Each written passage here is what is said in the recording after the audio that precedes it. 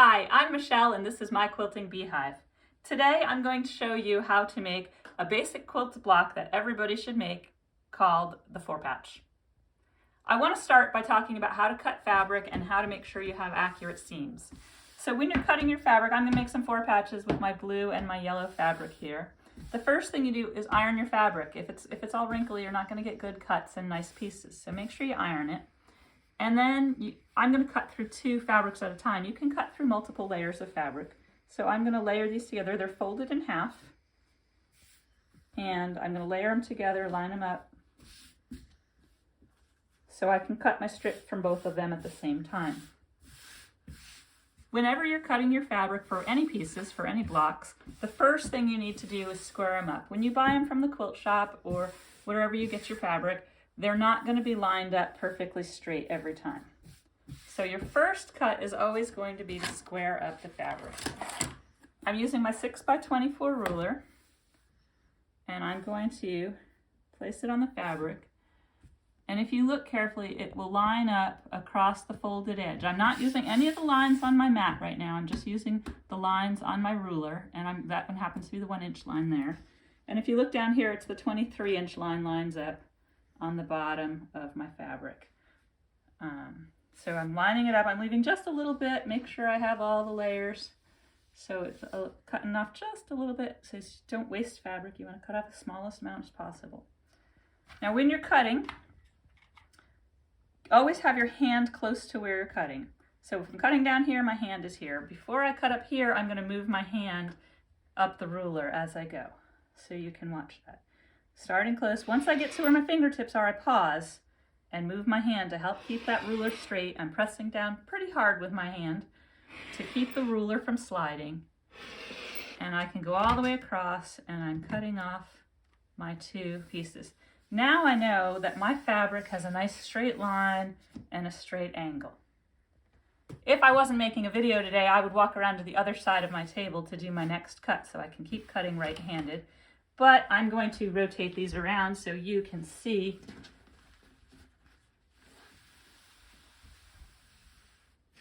how I cut. Now I know this is a nice straight line. It's square and even. So now I can cut any size pieces I need from this. If I needed a 5-inch piece, I could line it up right here. I happen to need a 2.5-inch piece. So I'm going to bring it over here. My 2.5-inch line, 1, 2, and 2 small lines makes it a half. And I'm going to line that up all the way along the edge of my fabric, just like that. The good piece of fabric, the piece I want, is under my ruler, and the extra fabric is off to the right. So now that I have that all lined up, I'm going to, again, I hold my ruler tight. My hand is going to be where I'm cutting. Cut just a little bit, and then move my hand. Careful not to move the ruler. Move my hand. My cutter is never going to go past my ruler. If my cutter was up here, it could push. So I make sure my cutter is never past my hand, so it's always holding it tight. And my good piece, I missed a spot. Sometimes you get that one thread that holds on. And my good piece of fabric is perfectly cut, nice 2.5-inch strip. The next thing I want you to think about while you're making your 4-patches is having an accurate 1/4-inch seam. You can cut perfectly, but then when you sew them together, your block will be too big or too small because your seam allowance isn't perfect. So the next thing I want you to practice and figure out is how to get a perfect 1/4-inch seam.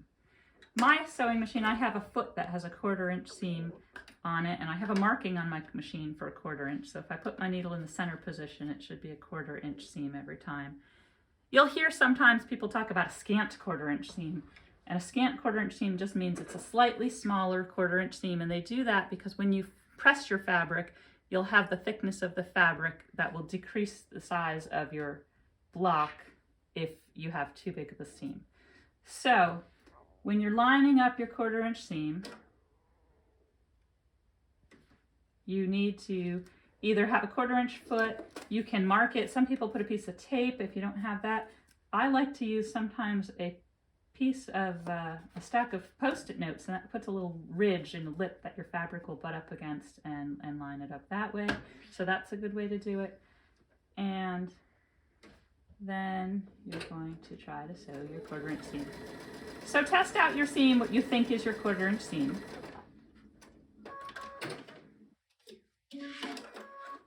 And then if you look here, you'll see I have a couple sewn. And if I can tell, this one looks like it's a little big, this one looks like it's a little small. So we're gonna see how they worked out. I pressed my seams toward the darker fabric. 2.5 plus 2.5 equals 5. If I have a perfect seam, it should equal 4.5. This one only equals 4.25. So just by having a slightly larger seam, I lost 1/4 inch of my block. This one, when I put on there, is a little bit over. It's about 1/8 inch too big. Not too bad, but it is a little too big. And now I'm going to press this one. And this is the one I just sewed, and it's all pressed. And now when I line my ruler up on this one, you can see it's exactly 4.5 inches long. So take some time, adjust your sewing, and try and get a perfect 1/4 inch on some scrap fabric before you start making your 4 patches. So that way your 4 patches will be the right size that you need. If you're only making a couple 4 patches, it's fine to cut individual squares and sew them together. But some patterns call for lots of 4 patches. And if you do need a lot of 4 patches, the best way to make them is by strip piecing. So I have my 2 strips of fabric that are 2.5 inches wide. And I'm going to sew a very long seam with a perfect 1/4 inch seam. Got to be careful, make sure you have a 1/4 inch seam, and sew the entire length of your strip.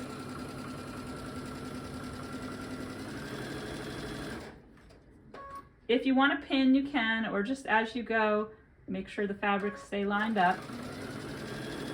And you'll sew along the whole length of your strip.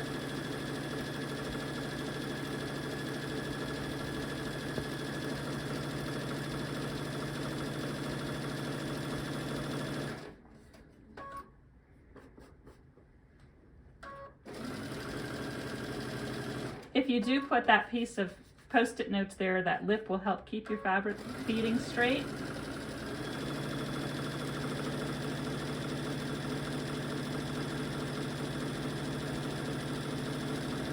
And you'll notice I'm not pulling, the machine is doing the work. I'm just keeping it straight with my hands and letting the machine feed it right through.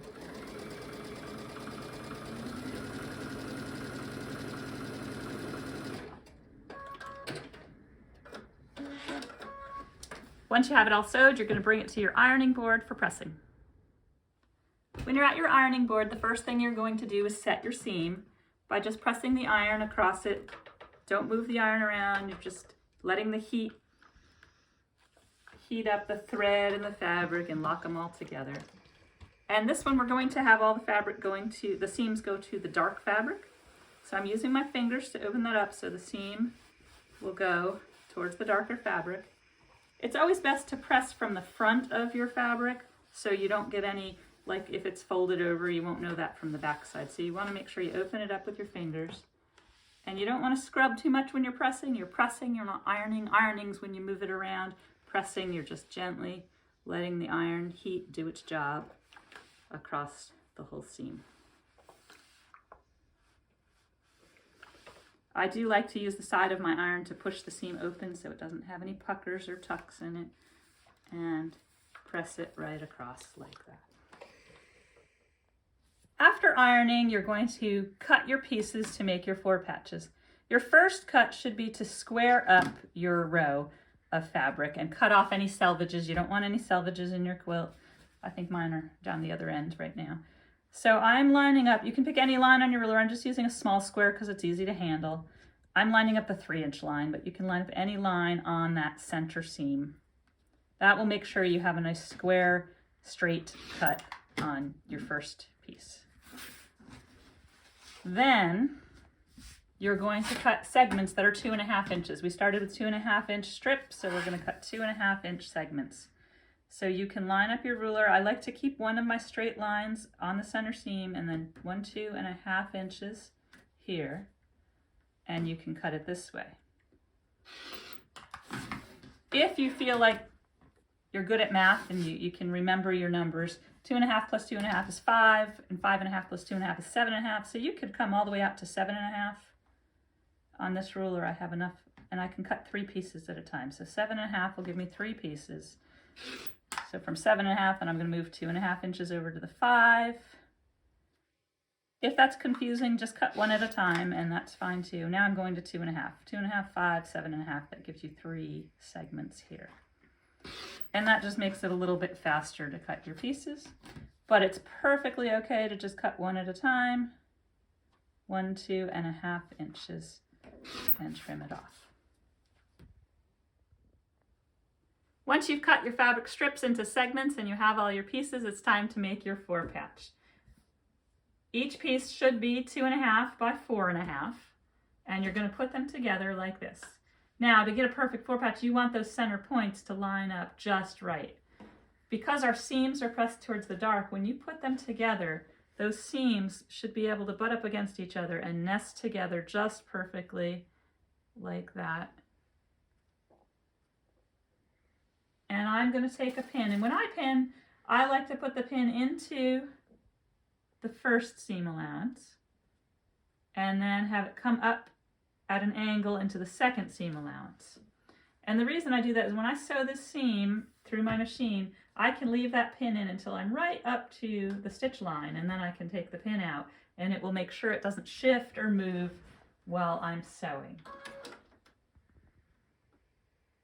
And so with my perfect 1/4 inch seam set up, I am going to sew along this, keeping that pin in right about here. I'm getting close to the seam line. I don't want to hit that pin because that could damage my machine. And then I take the pin out and I sew the rest of my seam.